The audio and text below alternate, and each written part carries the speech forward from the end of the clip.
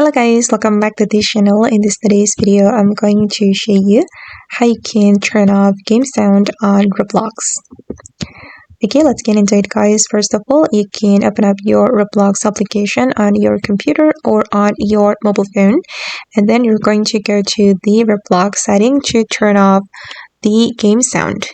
Okay, I'm going to go to the more option and select settings here. And then you're going to go to the device preferences. And if you want to mute all game sounds on Roblox, you can set the volume to 0. And after that, all sounds on the Roblox game will be muted. And if you want to turn it on, just increase the volume like this.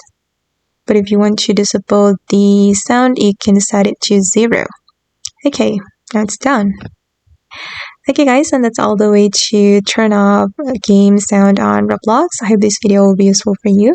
Thank you so much for watching, and if you found this tutorial useful, don't forget to like, comment, share, and also subscribe to this channel. Bye!